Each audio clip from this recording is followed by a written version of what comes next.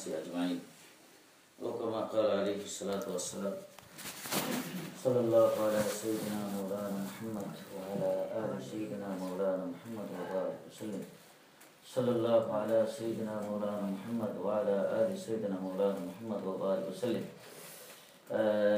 যারা অন্য রুমে বসা আছেন এখানে যদি একটু কাতারটা ভেঙে বসেন এদিকে ফাঁকের মধ্যে পড়ে দাঁড়ায় কাতার সোজা করে নিলেন এটা হইলে একটু সামনে আসলে কথা বলতেও সুবিধা শুনতেও সুবিধা। আমার বন্ধুগণ, আমি ভূমিকা ছাড়া কয়েকটি কথা আপনাদের সামনে বলতে হবে, সময় কম। এক নম্বর হইল, আমরা এখানে যারা জুমার নামাজ পড়তে আসছি আমাদেরকে ছাড়াও অনেক লোকজন বাহিরে আছে, জুমার নামাজও পড়তে আসে না কিন্তু মুসলমান। এরকম লোক আপনাদের কেন্দ্রীয় মিনিস্টারও আছে তো? আমাদের ঢাকা শহরে এটাকে বলা হয় মসজিদের শহর। এক মসজিদে বয়ান করতেছে আর এক মসজিদ থেকে আওয়াজ শোনা যায়, খুব কাছাকাছি মসজিদ। ঢাকা শহরের পুরান শহরে যদি আপনারা যান, যেটাকে অল টাউন বলা হয়, পুরান শহরে ওই জায়গার মধ্যে গেলে দেখবেন যে এই মসজিদ মানে একটার পাশে একটা, একটার পাশে একটা। ওই মসজিদগুলো তো জুমার নামাজের সময় দেখা গেছে কি যে মসজিদ বইরা, তারপরে একবারে বারিন্দা বইরা, উজুখানার জায়গা সেটা পর্যন্ত ফাঁক নাই, রাস্তার মধ্যে পর্যন্ত সেখানে মানুষ দাঁড়িয়ে গেছে। আমাদের ঢাকা শহরের অনেক রাস্তা আছে, রাস্তার মধ্যে মাইক লাগানো হয় অনেক দূর পর্যন্ত, সেখান পর্যন্ত লোকজন যায়। এরপরেও হাজার হাজার না লক্ষ লক্ষ মানুষ রাস্তায় চলাফেরা করে। আপনি যদি যাই জিজ্ঞেস করেন যে বাবার নাম কি, বলে সিরাজুল ইসলাম। বাপের নাম কি, বলে কামরুল ইসলাম। মুসলমানের নাম, কিন্তু মুসলমান জুমার নামাজ পর্যন্ত পড়তে যায় না, এরকম হাজার হাজার লোক আছে। এই মানুষগুলির আইডি কার্ডের মধ্যে লেখা আছে মুসলমান, পাসপোর্টে লেখা মুসলমান, স্কুলে ভর্তি হইতে গেলে তার ছেলে মেয়ের নাম লিখতে হয় মুসলমান, সে যদি কোথাও চাকরি নিতে যায় সেখানে ফর্ম পুরা করতে মুসলমান, যত জায়গায় পরিচয় দেওয়া লাগে সব জায়গায় মুসলমান। তাকে যদি জিজ্ঞেস করেন সে বলবে আমি একজন মুসলমান, আমার বাপ দাদা মুসলমান ছিল, আমাদের বাড়ি নেই মোল্লা বাড়ি, হাজি বাড়ি বলে আমার বাড়ির নাম। কিন্তু আমার রাসূল কি বলতেছে? রাসূল বলেন লা ইউমিনু আহাদুকুম, তোমাদের মধ্য থেকে কোনো ব্যক্তি মুমিন হইছে বইলা দাবি করতে পারবে না ততক্ষণ পর্যন্ত হাত্তা আকুনা আহাব্বা ইলাইহি মিন ওয়ালিদিহি ওয়া ওয়ালাদিহি ওয়ান নাসি আজমাইন, তার মা বাপ, তার ছেলে মেয়ে, তার ভাই বেরাদর, তার আত্মীয় স্বজন, তার টাকা পয়সা, তার ধন দৌলত, তার যাবতীয় সবকিছু থেকে, এমনকি তার নিজের জীবন থেকে, জান থেকে আমি নবীকে কাজে কর্মে কথাবার্তায় বেশি ভালোবাসতে না পারলে সেই ব্যক্তি মুমিন বইলা দাবি করতে ঠিক। যে কথা বুঝেন নাই বুঝুন। এখন আমাদের সমাজে একটা কথা খুব সুন্দর, জান বাঁচান ফরজ। আমাদের এদের মিনিস্টারের নাই, অনহানা আছে, জান বাঁচান ফরজ। হযরত সুমাইয়াকে নিয়ে গেছে আবু জাহেল দুইটা, ইসলামের প্রথম শহীদ। হেরামের সামনে নিয়ে দুইটা পাওয়ার মধ্যে লাগাইছে রশি, দুই সাইডে দুইটা গুড়া খাড়া করে দুই গুড়ার সাথে দুই পাওয়ার রশি বাঁধছে। বাইন্দার সামনে দাঁড়াইয়া সুমাইয়ারে ডাক দিয়া কয়, সুমাইয়া বুঝতেছো কি হইছে? দুইটা রাস্তা বাকি আছে তোমার সামনে। কয়টা রাস্তা? দুইটা। এক নম্বর হইল, যদি নবী মুহাম্মদকে ছাড়ো তাইলে সম্মানের সাথে গুড়ার রশির বান খুইলা তোমাদের বাড়িতে পৌঁছায় দেওয়া হবে, আরো পুরস্কৃত করা হবে, গোটা জাতি তোমাকে সম্মান করবে। আর যদি নবী মুহাম্মদকে ধইরা রাখো তাইলে গুড়ার দুইটা দুই দিকে দৌড়াইয়া দেওয়া হবে, এরপরে তোমার অবস্থাটা কি হবে? সুমাইয়ার চোখ দিয়ে পানি ঝরতেছে। আবু জাহেল, সুমাইয়া ভয় পেয়ে গেছ? আহা, সুমাইয়া ডাক দেখো, আবু জাহেল আমি ভয় পাই না, আমার চোখের পানি দেখছ? চোখের পানি ভিন্ন কারণে। আমি চোখের পানি ছাড়তেছি এই জন্য যে আল্লাহ আমার জীবন দিছে একটা। আল্লাহ আমার জীবন দিছে একটা, একটা দিয়ে দিল তো শেষ। যদি আল্লাহ শত শত জীবন আমার দিত তাহলে একটা একটা করে নবী মুহাম্মদ।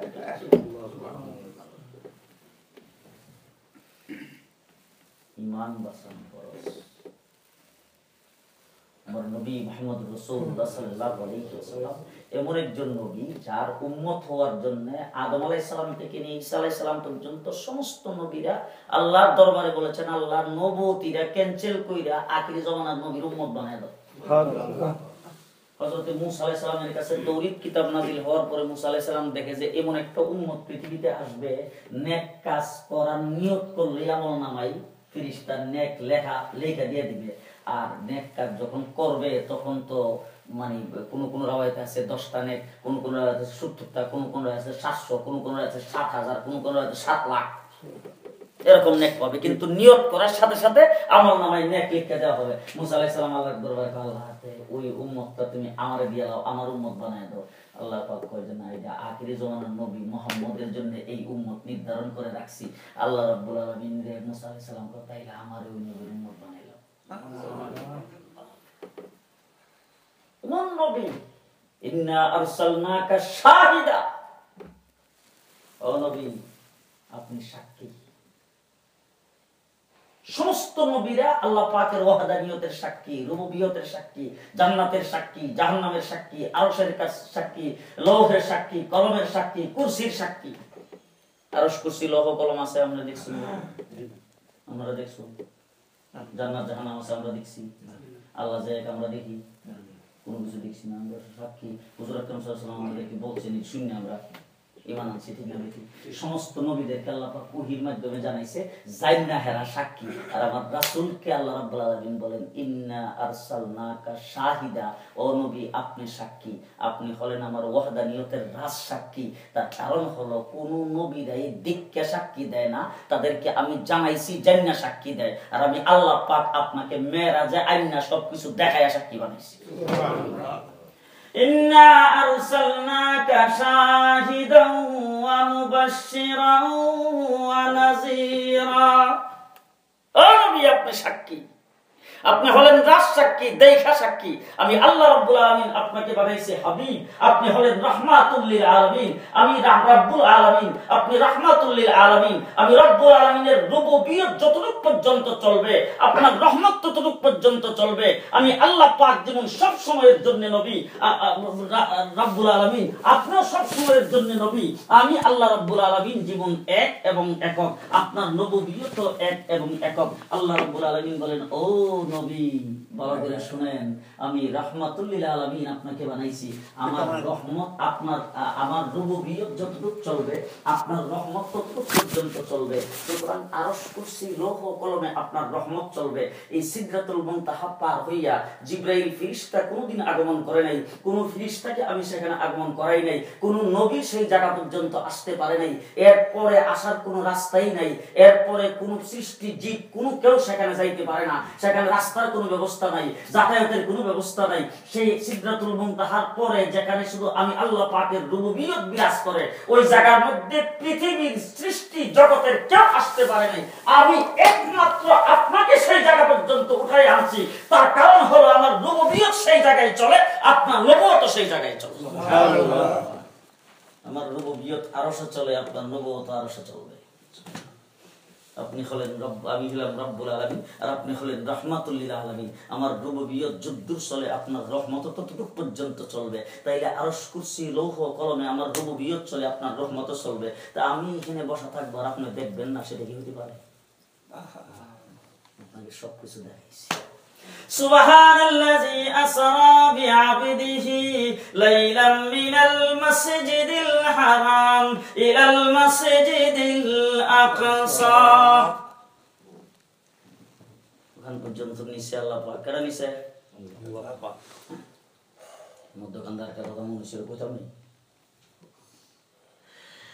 হুজুর আকরাম সাল্লাল্লাহু আলাইহি ওয়াসাল্লাম একবারে আল্লাহ পাকের দরবারে যায় বসে, বসে মিটিং করছে। যেখানে জিবরাইল আমিন যাইতে না, সেখানে যে রাসূল গেছে, এই কারণেই গেছে যে আল্লাহ পাকের যেই নূর, এই নূর দিয়ে রাসূলকে তৈরি করছে। আমরা যদি নাউজুবিল্লাহ কই না, সুবহানাল্লাহ কই না, সুবহানাল্লাহ, আল্লাহর নূর দিয়ে তৈরি করছে রাসূলকে। এই কথা যারা বলবে এই জন্য আল্লাহ পাক এটা জবাব হিসেবে আল্লাহ বলে দিবেন সুবহানাল্লাযী আসরা বিআবদিহি।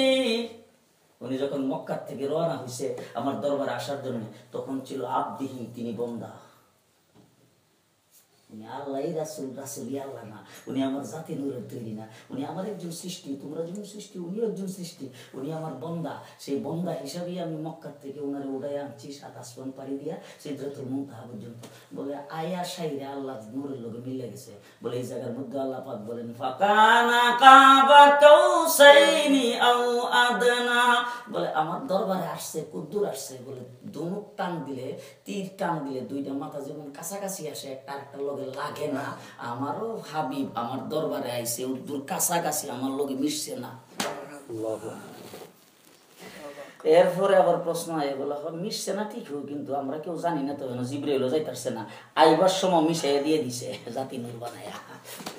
হিডাও যেন প্রশ্ন না থাকে, এই জন্য আল্লাহ পাক আসার সময় বিদায় দিয়ে কি দিয়ে হিডা কয় ফাআওহা ইলা আবদিহি মা আওহা।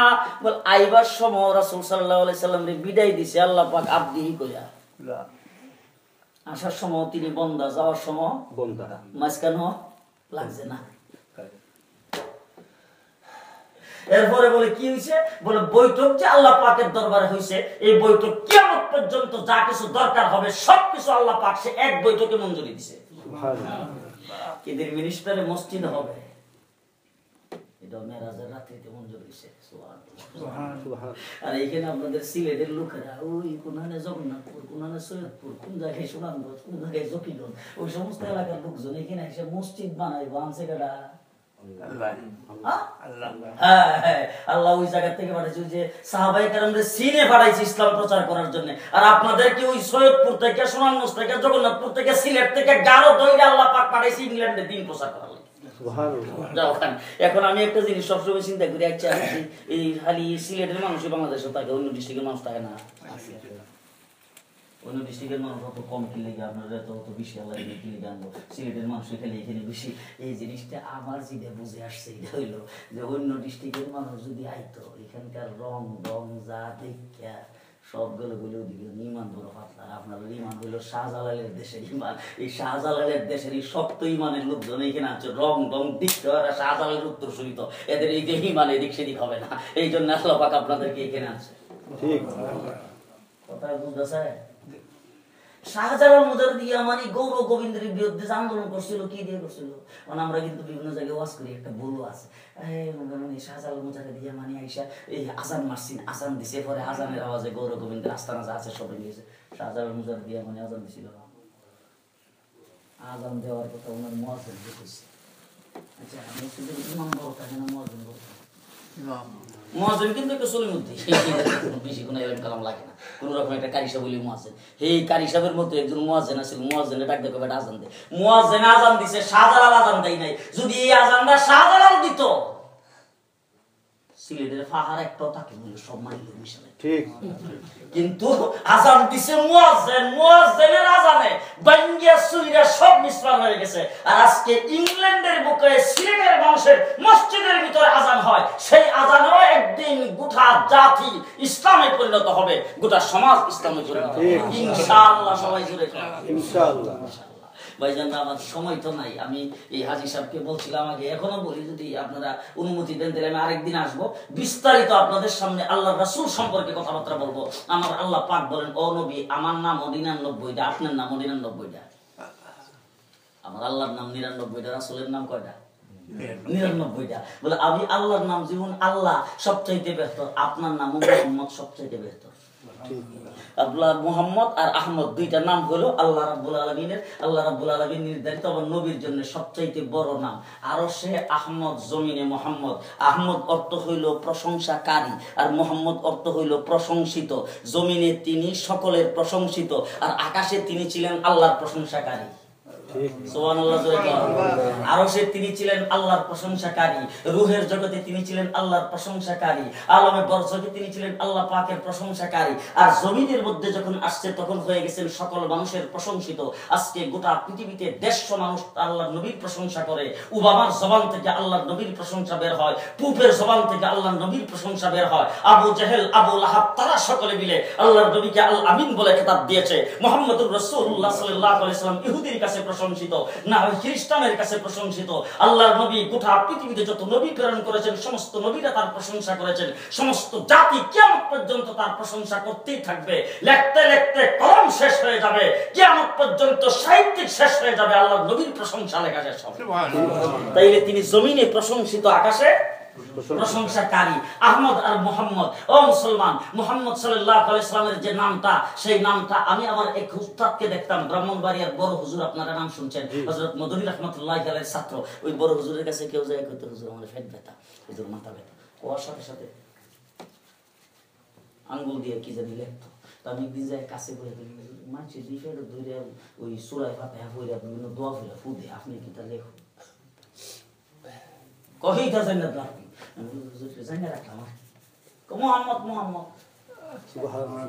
মুহাম্মদ লিখকে দেওয়ার সাথে সাথে বলা নামের মধ্যে এত বরকত। আমার বাংলাদেশের কুলাঙ্গার নাস্তিকার মুরতাদ বলগাররা আল্লাহর নবীর নামটাকে পর্যন্ত বিকৃত করে বলছে আহমক। মুহাম্মদ নামটাকে বিকৃত করে বলছে মুহাম্মক।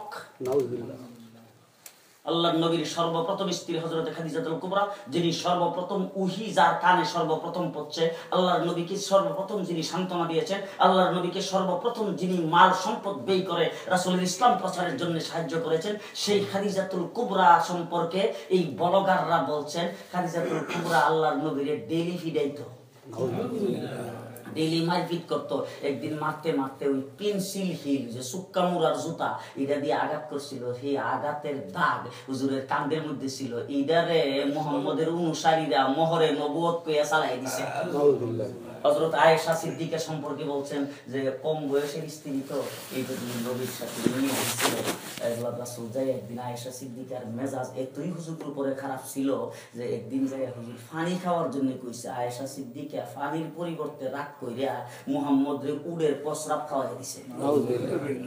আল্লাহ বলে এর গাড়ে মানে খাটের নিচে বইয়া গাঁজা টানে। এই সমস্ত কথাবার্তা শোনার পরে সে যেই দল করুক, যদি ভিতরে ঈমান থাকে, মুসলমান হয়ে থাকে, আমি আপনাদের জিজ্ঞেস করতে চাই, চোখের পানি না অন্তরে রক্তক্ষরণ হয় কিনা? কথা বলেন পরিষ্কার কথা, মসজিদের মিম্বরে বসে বইলা গেলাম, যদি আপনার অন্তরে ব্যথা লাগে, রক্তক্ষরণ যদি হয়, তাইলে আপনি মুসলমান হইলে মুসলমান না।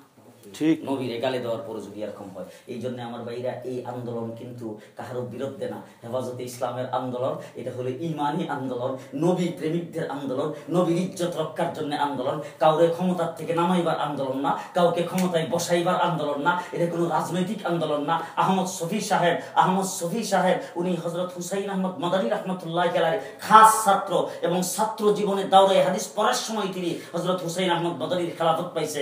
এরপর থেকে তিনি ফিরানিয়ার খানকার মাদ্রাসা নিয়ে আসেন, যিনি প্রায় জীবনের 55টা বছর পর্যন্ত কালা কালা রাসূলুল্লাহ সাল্লাল্লাহু আলাইহি সাল্লামের হাদিস পড়াইছে। তিনি আজকে মাঠে নাইমা এই আন্দোলনের ডাক দিয়েছেন। তিনি ক্ষমতায় যাওয়ার জন্য ডাক দেয় নাই, খোদার কসম করে মিম্বরে বসে বলে যাচ্ছি, উনাকে যদি যায় বলা হয় হুজুর বিনা শর্তে বিনা ইলেকশনে আপনাকে দেশের প্রধানমন্ত্রী বানিয়ে দেওয়া হবে, আসেন, কোশ্চিন কালো তিনি রাজি হবেন না, কারণ প্রধানমন্ত্রীর থেকে বহুত বেশি ইজ্জত ওনার নিয়ে আছে।